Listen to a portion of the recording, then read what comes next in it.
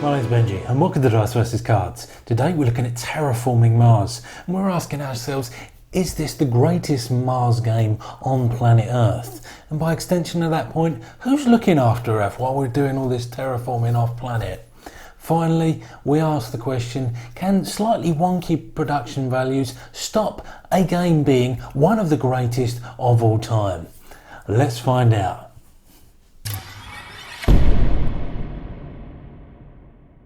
So the objective of the game is to be the player with the most points when all three of the global objectives have been met. That being to increase the oxygen to 14%, place all 9 ocean tiles on the planet's surface, and increase the temperature to 8 degrees.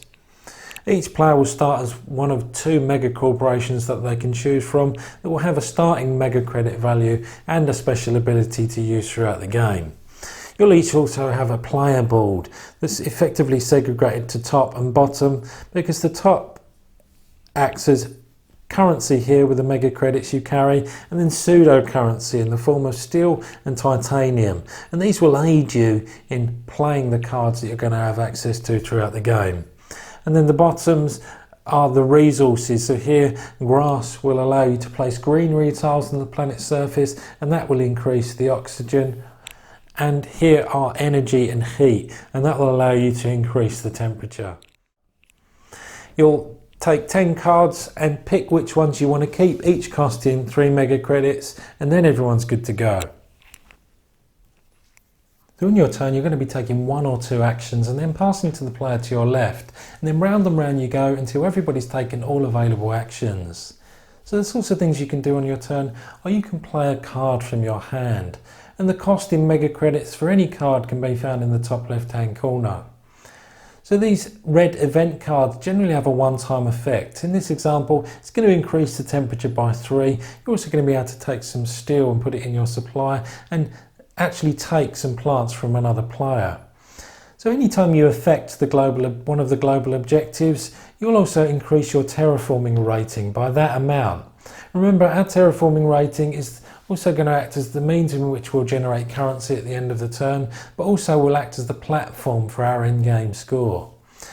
So then we have these green cards that will generally have a one-time effect, but will remain face up because they'll synergize with other cards that reference the tags that can be found on the top right of these cards. So the last card are these blue cards, which are similar to the green cards, but they'll have a one-time effect you can use every turn once you've played them. So this here will allow you to spend 7 mega credits to increase your steel production by 1. So you can use a standard project, and these are the basics where you spend mega credits to do a certain thing, like place city tiles on the board, or greenery tiles generally adjacent to them because they're going to give you the most points. Anytime you place a greenery tile, you're going to increase the oxygen as well. So you can claim a milestone. So basically when you meet a certain requirement in 5 categories, for example, to be the terraformer, you have to have a terraforming rating of 35. You can place a cube here, spending that much mega credits, and then you'll get 5 points at the end of the game. Awards act more like gambling, so you're betting on the outcome of who's got the highest amount in a certain category. For example, here the landlord will mean that the player with the most tiles on Mars will get 5 points and the second most 2 points. So you can convert 8 plants into a greenery tile, which we've already discussed. And this brings me to the production phase. At the end of every turn, each player is going to be producing an amount of resources equal to their production in that category at the end of every turn. Then it's a similar story. You can cash in 8 heat to increase the temperature by 1. Energy acts like a pseudo heat in that it's going to be converted into energy on one turn, and then that energy will be transposed into heat on the turn after. So those are the available actions to you. The game's going to continue until all 3 global objectives have been met, and then your terraforming rating is going to act as the platform for your endgame score, and you're going to add to that by any milestones you achieved, awards you won, and also any cards that you played that give you points. So that's how this game plays. What did I think of it?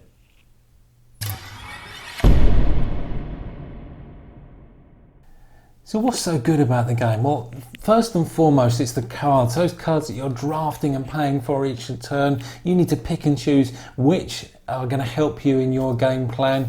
But each and every time you play them, there's a sense of reward. Yes, you're only paying mega credits for them generally, but each time you do, there's a thematic sense behind what you're doing, and it just gives you a little rush. And that starts at turn 1 and carries on and progresses throughout the whole game. You've always got that chip sense of achievement every time that you play a card. Number 2, player pacing, which is spot on, combined very well with strategy. And it's rare that you talk about those two in the same sentence, but the fact that you can take 1 or 2 actions, you might want to take just 1 to see what other players are doing, or 2 because you have to commit and you have to know that you can do what you want to do, makes for some meaningful decisions on your turn.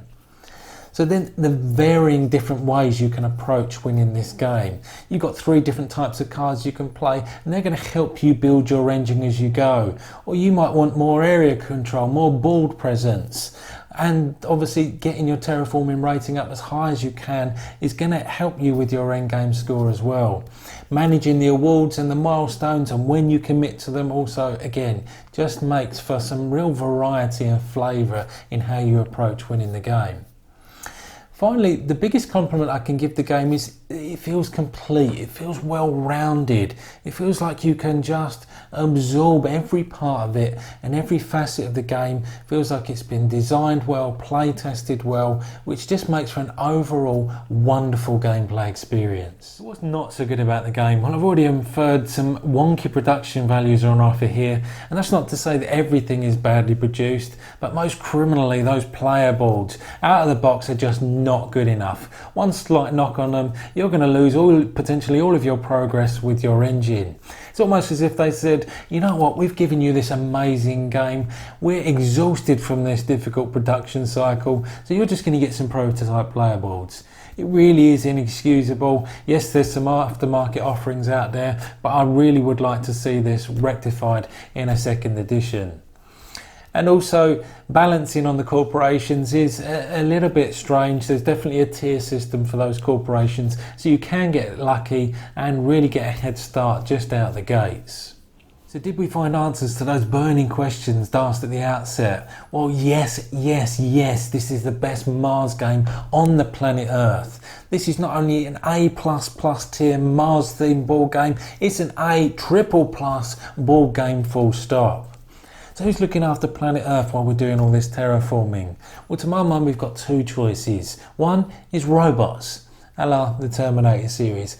I'm not sure I like that. I think they'd make a hash of things. Or 2 is the animal kingdom, you know, like the Planet of the Apes. That's definitely my preferred option because I think they'll be a bit more eco-friendly. So, can wonky production values stop a great game from being a great game? Well, the answer is absolutely not. Yes, there's some bugbears for me there, but I could sing about this song from the rooftops for hours on end. It's just that good. But it's one more reason why it's literally impossible to make the perfect game. So with all that being said, Dice vs Cards are going to give a final score of 9 out of 10. Honestly, just stop what you're doing now, pick this up at your local gaming store or get it delivered to your door, trust me. But that's it from me, I'll see you next time. Mars, the second frontier. These are the voyages of the